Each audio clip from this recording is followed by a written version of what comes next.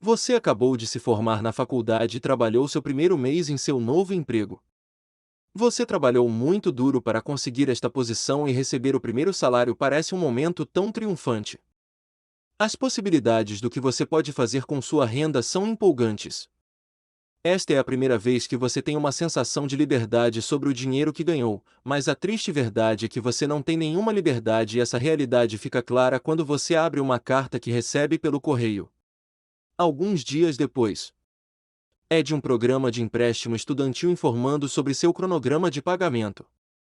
Esse salário nunca foi seu de verdade, você deve dinheiro, está endividado e vai ficar endividado por muito tempo. E uma vez que a percepção se estabelece, todo café comprado ou bebido com um amigo, de repente começa a parecer que você está gastando com o dinheiro de outra pessoa. Isso faz você se sentir culpado e às vezes até deprimido.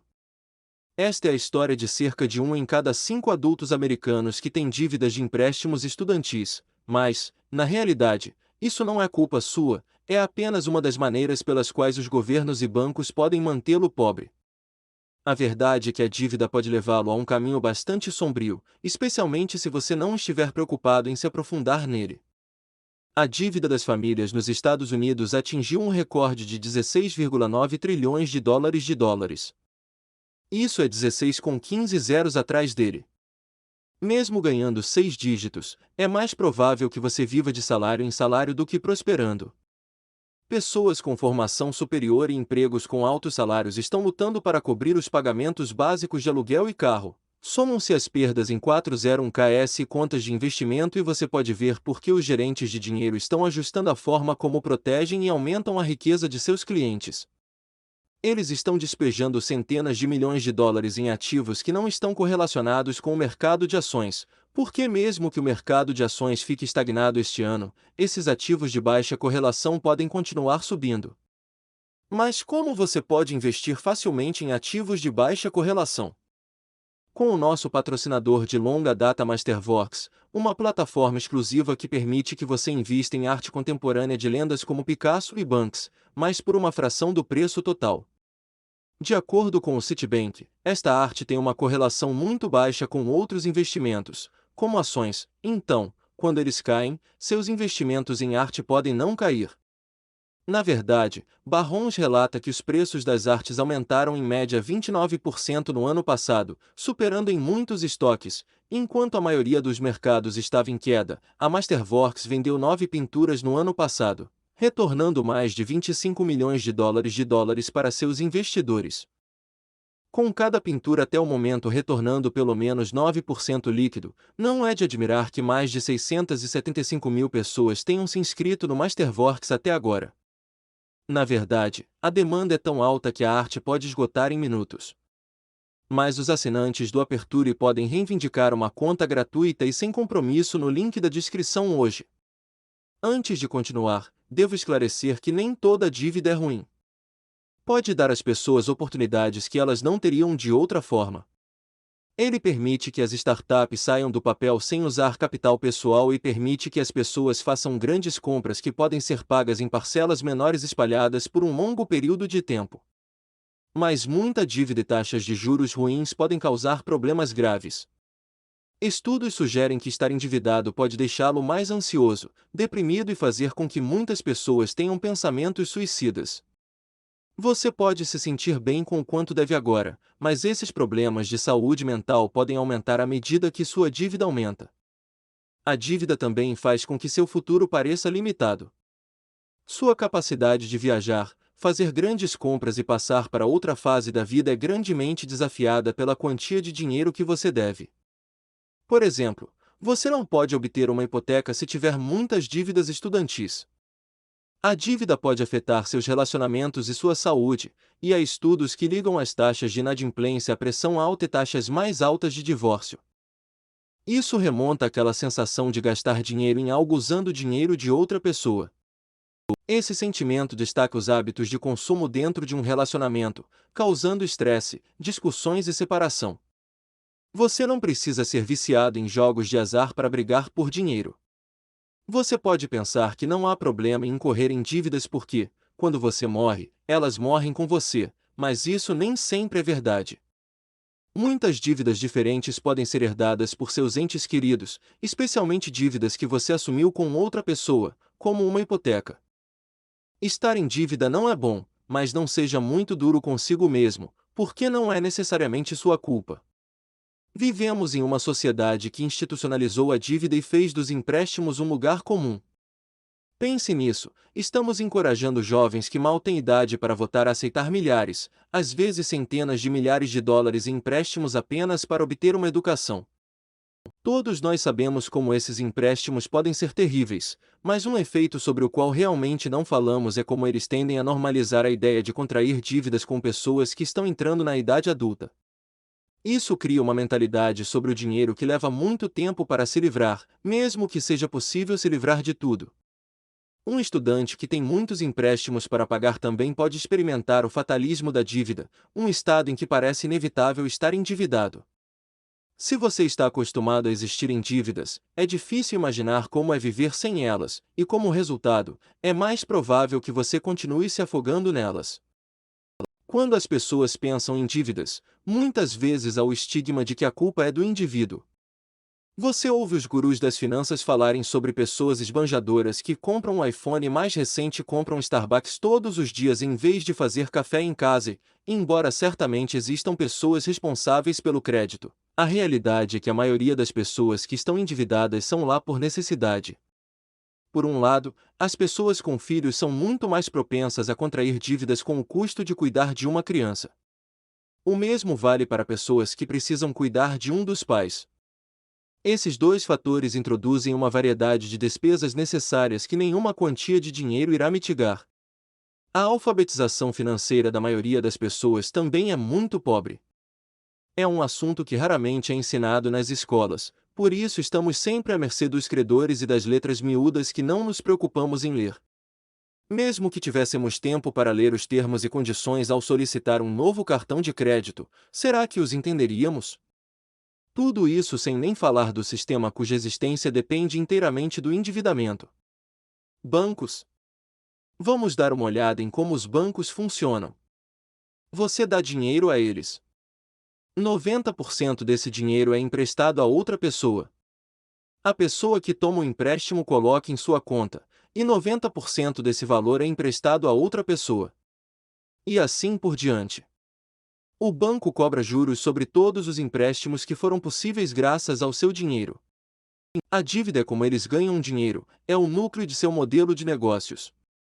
Para piorar a situação, os bancos são movidos pelo lucro e muitas vezes usam práticas predatórias para tentar fazer você contrair mais dívidas, porque seus clientes favoritos não são os que pagam suas dívidas o mais rápido possível, mas aqueles a quem eles chamam de revólveres. Pessoas que estão perpetuamente endividadas. Os bancos conhecem sua renda e sabem o que você não pode pagar, mas isso não parece impedi-los de emitir vários cartões de crédito ou prendê-lo a um empréstimo com juros altos. São empresas que buscam o lucro acima do bem-estar de seus clientes. Imagine ter vários cartões de crédito estourados, em seguida, acumular vários empréstimos com juros altos até que você não possa mais pagar o pagamento mínimo de nenhum deles. Onde mais você pode ir? Lembra daquela estrada escura sobre a qual falamos antes? Bem, esse caminho pode levar alguém a tirar a própria vida. Isso é conhecido como suicídio por dívida. As pessoas se veem afogadas em dívidas e sentem que não há outra maneira de escapar delas. As pessoas endividadas têm 3 vezes mais chances de ter pensamentos suicidas e, da mesma forma, as pessoas que morrem por suicídio têm 8 vezes mais chances de estar endividadas. Claro, você pode dizer que, em última análise, o indivíduo é responsável, mas e as corporações que cutucam, pressionam e enganam essas pessoas para que tomem decisões financeiras ruins? Que responsabilidade eles devem ter em tudo isso? As empresas de cartão de crédito, por exemplo, costumam usar táticas enganosas, como cobrar juros de 0% nos primeiros 6 meses, para tentar acostumar as pessoas a não pagar seus cartões de crédito.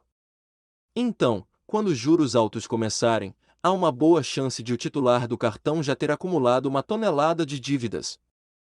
Estratégias como essa são projetadas para empurrar mais e mais pessoas para o caminho escuro, mantendo-as pobres. É assim que bancos e empresas de cartão de crédito ganham mais dinheiro. É na busca de maiores lucros. Eles conscientemente negligenciam o bem-estar de seus clientes. Às vezes, isso pode significar que os pais não podem dar aos filhos um começo de vida decente ou que os filhos não podem dar aos pais um final de vida decente. Estas são as consequências reais. Estamos destruindo a vida das pessoas comuns para encher os bolsos dos poucos que estão no topo. Essas empresas obscuras estão de um lado da equação da dívida institucional. Por outro lado, para começar, precisamos de todo esse dinheiro emprestado. As duas maiores despesas na vida de uma pessoa média nos Estados Unidos são educação e casa. E nos últimos 50 anos, os custos de ambos dispararam, superando em muito a inflação. Então, o que muitos considerariam uma vida boa, com uma casa própria e uma boa educação, a maioria das pessoas tem que vir da riqueza ou incorrer em dívidas enormes. Mas por que as mensalidades das faculdades e universidades aumentaram tanto? Um dos principais culpados nos Estados Unidos é a redução do financiamento estatal para essas escolas. Nos últimos 30 anos, as faculdades têm sido o principal alvo dos governos para cortar custos, especialmente durante as recessões. Essa redução fez com que as faculdades operassem mais como empresas para ganhar o dinheiro de que precisam para se manter à tona. Mas as consequências não intencionais de as escolas operarem como empresas é que agora elas estão mais focadas em competir agressivamente umas com as outras e tentar obter o máximo de lucros, em vez de se concentrar no bem-estar dos alunos.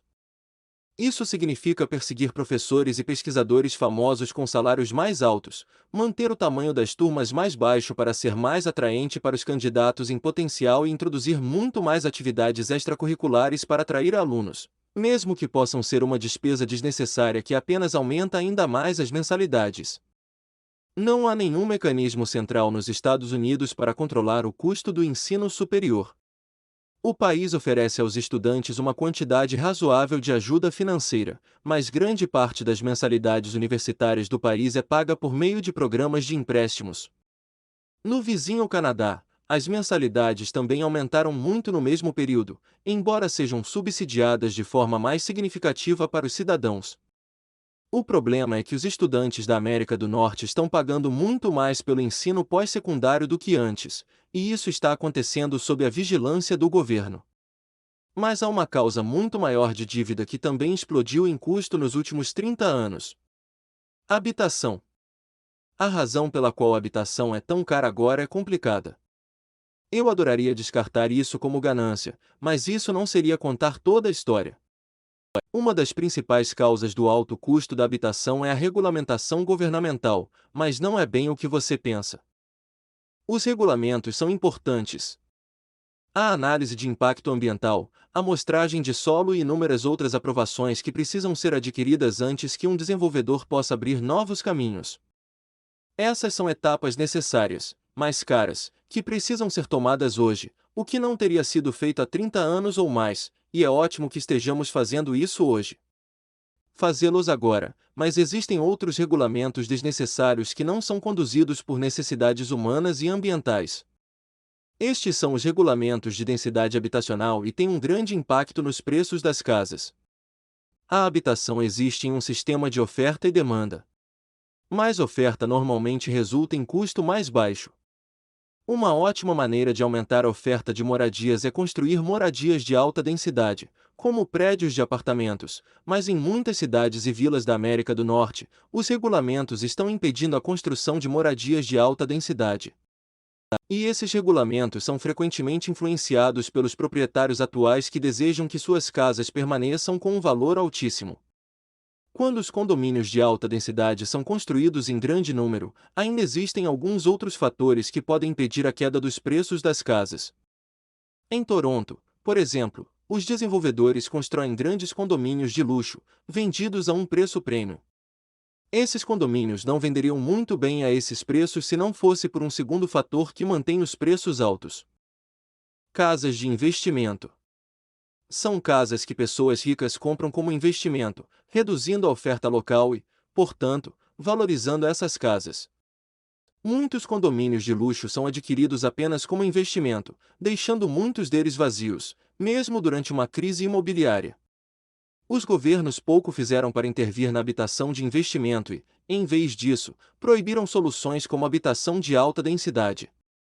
A culpa é muitas vezes passada entre os níveis de governo, com órgãos locais, estaduais, provinciais e federais culpando uns aos outros e chutando a lata mais adiante. E o resultado é que a casa própria se torna uma enorme fonte de dívidas para algumas pessoas e nem mesmo uma possibilidade remota para outras. E não há como escapar desse problema simplesmente alugando qualquer um. O custo do aluguel também disparou como consequência dos preços mais altos da habitação, levando a ainda mais dívidas. Outro problema para os locatários é quando as empresas compram prédios existentes, fazem uma reforma de luxo e depois aumentam o preço do aluguel. Nenhuma nova casa é construída neste cenário e o preço médio de uma casa e aluguel ainda sobe. A questão da responsabilidade pessoal pela dívida não parece tão significativa quando você vê como bancos e governos estão tornando inescapáveis cargas de dívida cada vez maiores. A dívida é dolorosa e parece que nossas maiores instituições estão investindo demais em lucrar com ela para torná-la mais fácil para a pessoa média. Por enquanto, podemos nos certificar de não contrair dívidas desnecessárias e ler as letras miúdas quando precisarmos fazer um empréstimo. A verdade é que os governos podem fazer muito mais para ajudar seus cidadãos mais pobres. O vídeo na tela agora mostrará como o homem mais rico de todos os tempos fez exatamente isso por seus cidadãos.